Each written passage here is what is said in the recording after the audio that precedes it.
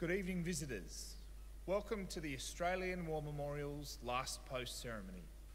My name is Greg Kimball, and joining us today from the Royal Australian Navy is Captain Lisa Batchelor. We warmly welcome the family of Private Ernest Taylor, whose story will be told shortly. We are honoured to acknowledge Mr. Gordon Ramsay, ACT Minister for Veterans and Seniors. We also welcome the members of the Defence ASPI Regional Conference who are in attendance this evening. We welcome the veterans who have served, those that are still serving, and the families that support them. We acknowledge the members of RSL and Services Clubs Association, RSL Victoria and RSL Queensland who are watching the broadcasts of this ceremony across Australia. During the ceremony, wreaths and floral tributes will be laid at the base of the Pool of Reflection by family, visitors and students on behalf of the following schools. From New South Wales, Cambridge Gardens Public School, Cambridge Park.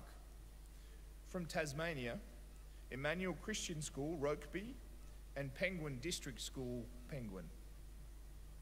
Please stand and join in singing the National Anthem.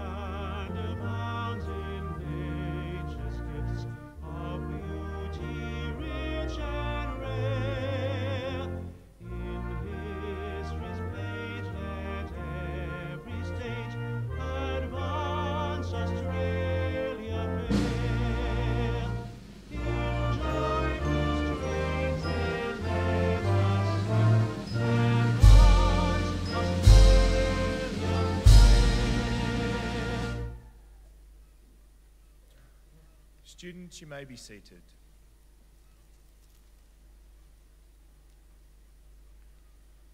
The Australian War Memorial was the vision of Charles Bean, Australia's First World War official historian. Bean landed with the Australian troops on Gallipoli and stayed with them at the front through to the end of the war.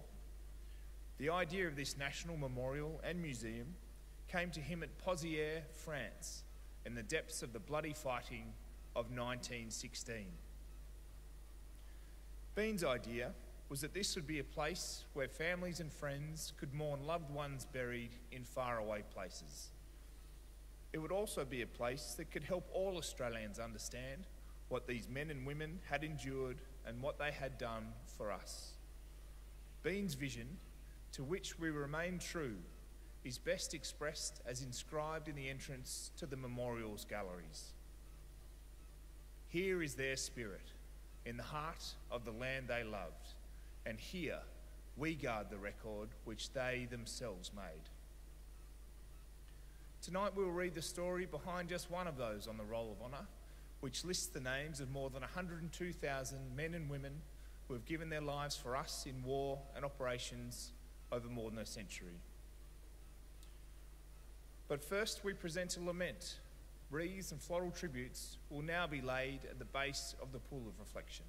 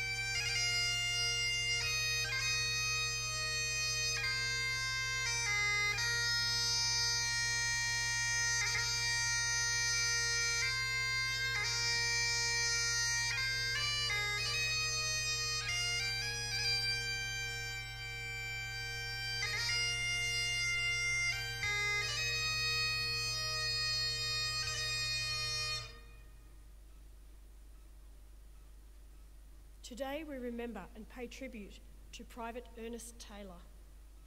Ernest Taylor was born in Bundalong, Victoria in 1884 to Charles and Annie Taylor. By the time the First World War began, the family had moved to Oaklands in New South Wales, where Ernest was working as a labourer. He enlisted for service in the Australian Imperial Force at Yarrawonga on the 3rd of October 1914, and after initial training, he joined the 14th Battalion at Broadmeadows. He and his unit embarked from Melbourne on the 22nd of December aboard the transport ship Berrima. After several months of training in the desert sands of Egypt, the 14th Battalion sailed to Lemnos in April to prepare for the Gallipoli campaign. The 14th Battalion went ashore at Gallipoli during the afternoon of the 25th of April. Over the next week, the men worked hard, digging defensive positions and keeping the Ottoman troops at bay. Taylor was shot in the neck on the 5th of May and was evacuated to Egypt for treatment and recovery. However, his wound was not serious, and he soon returned to Gallipoli. After several months of stalemate, the Allies launched the August Offensive in an attempt to break out from the Anzac beachhead. The 4th Brigade began its advance during the night of the 6th of August, but progress was slow. The following day found the men well short of their objectives, and they struggled to hang on to their positions.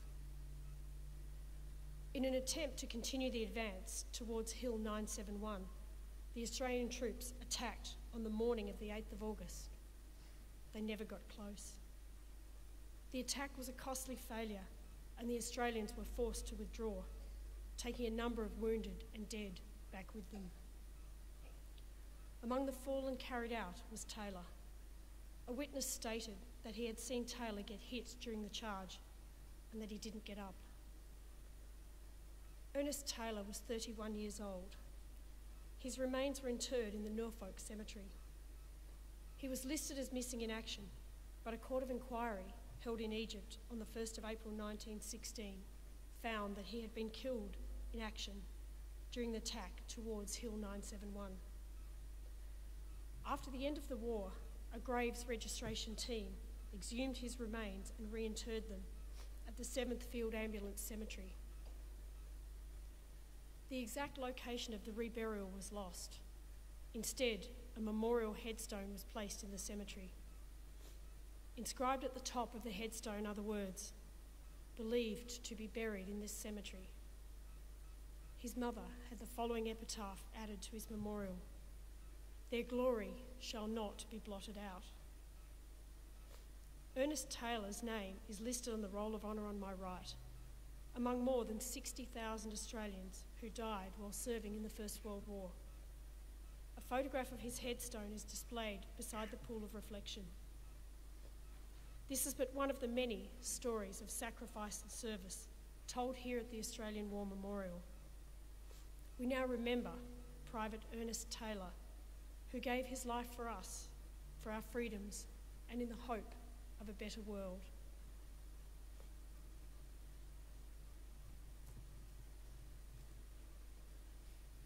Please stand for the reading of the Ode and the sounding of the last post.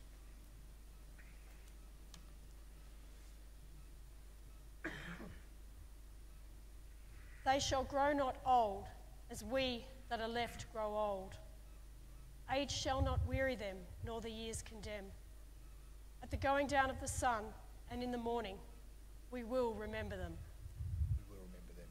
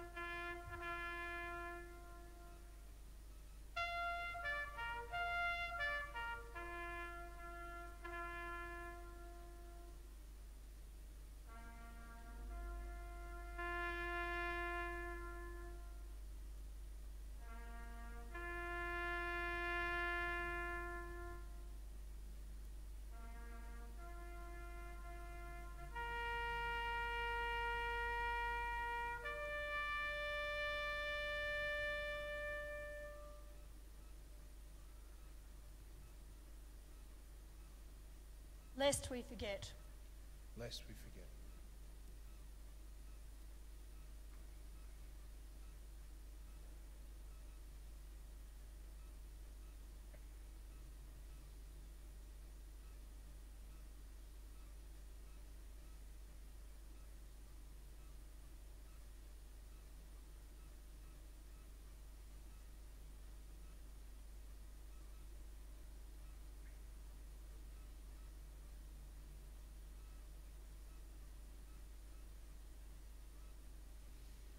We leave you this evening with the words of the memorial's founder, Charles Bean.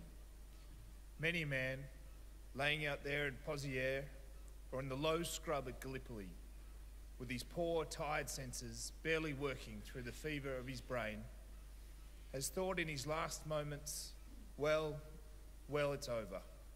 But in Australia, they'll be proud of this. Ladies and gentlemen, girls and boys, that concludes the last post ceremony. We thank you for visiting the Australian War Memorial and wish you all a very good evening.